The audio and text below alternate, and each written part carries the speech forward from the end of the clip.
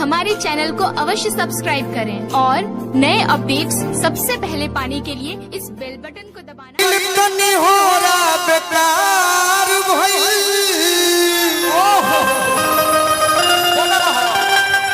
देखिए सुहाग के लाजे ना रहल तो सिनोरा बेकार भइल।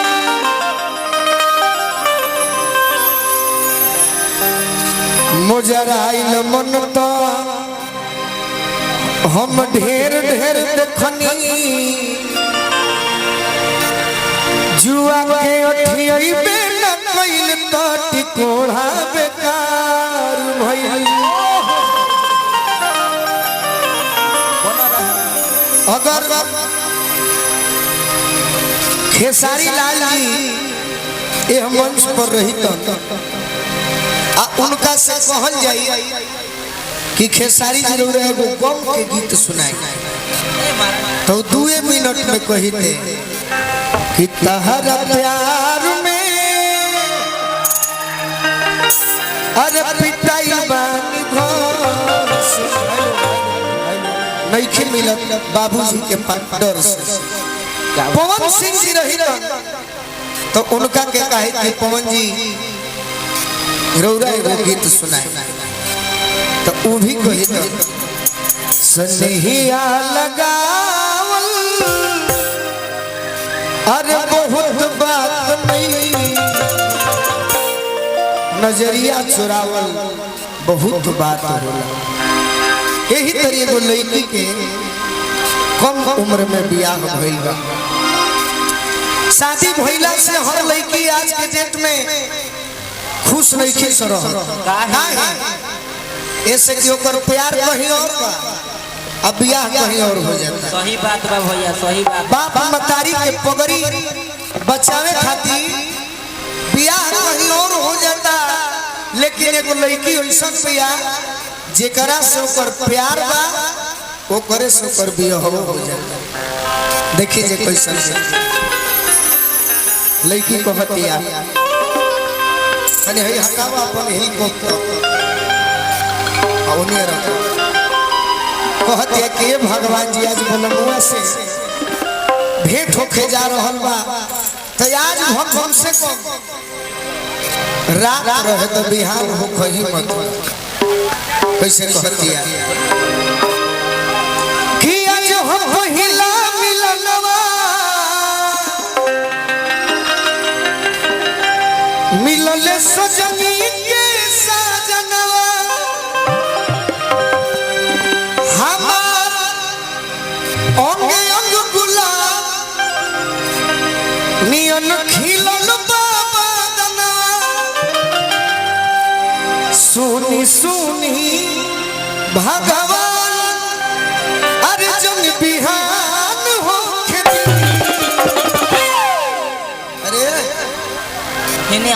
भाव में दिनाई की बीमारी बा जनी हजे हम ही तारू है प्रेमी है उहे प्रेमी है आज भेंट भइल बा देखी झटका में तो उहे भाव में सुनी सुनी भगवान जन बिहान हो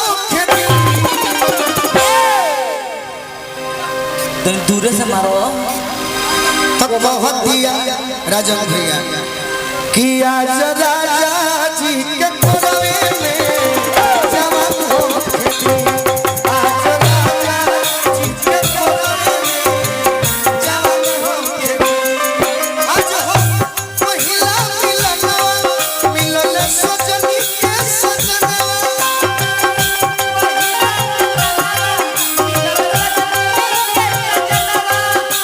अंगे अंग गुलाब नियन खिलल बाबा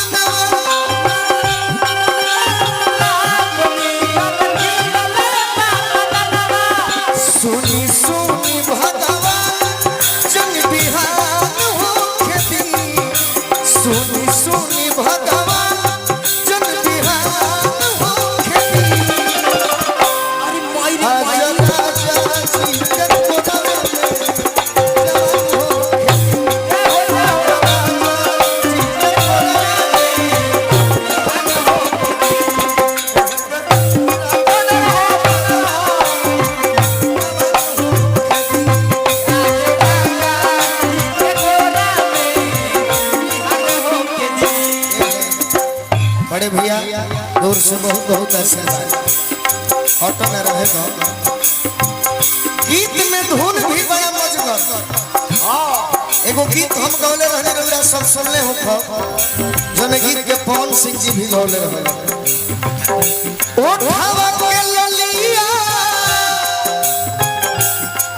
कानवा के बलिया अखिया के तहरा कजरवा एहो धन पागल बनौले बना के नथुनिया सीनावा के तहरा सिंगारा।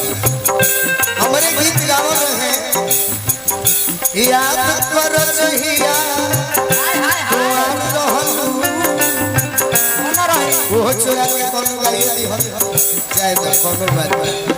हमार गुरुजी देखो है गीत में धुन से कैसे करेला अब मजा आई तो ताली बजे हो। देखो खुशी तू ही ऐसा खुशी होगा कि तारा खातिर लोग कतना हैंडपंप हो के खुद खुशी करत है। सही बात बा। देखो धुन कैसे ले ओई लगावा नयो वही छोट बखलवा ना राजा लइका ले ओई लगावा नयो वही या सकता से अधिक कबो कबो मारे ले दिनाई के दवाई बेचतरी खड़ा होकर पढ़े से बचा के रहे। ले ओई लगावा नयो वही छोट बखलवा ना राजा लइका बनी सूत बिछा के कुछ बहरे बिछवना राजा लइका सूत बिछा के कुछ बहरे बिछवना राजा लइका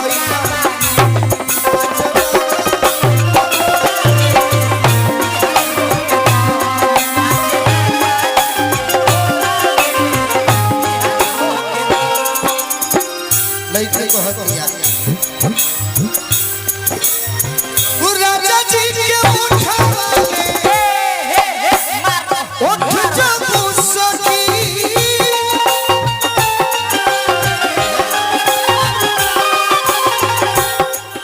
आर भूख भूख परी हमरा है दिलवा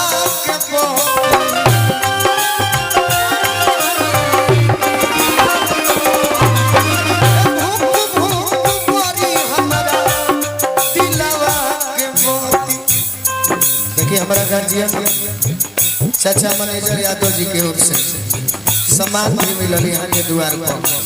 आज पुरस्कार भी लुटावता नारायण जी के कृपा बन रहो पद प्रतिष्ठा जीवन को बरकरार रहे। लड़की कहते ये प्रभु जी किराया मोहर लोभ के दरियावे में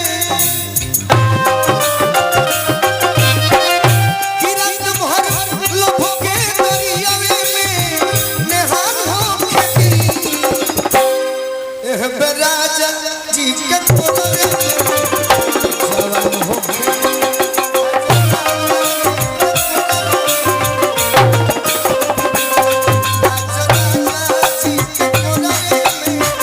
जवान हो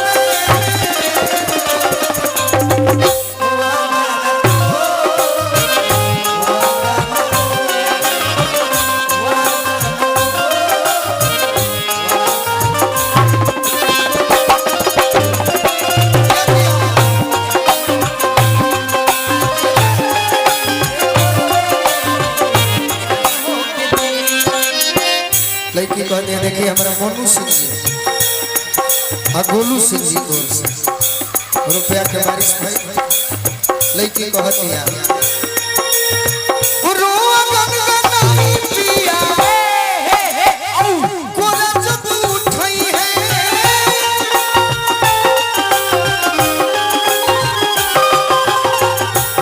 ए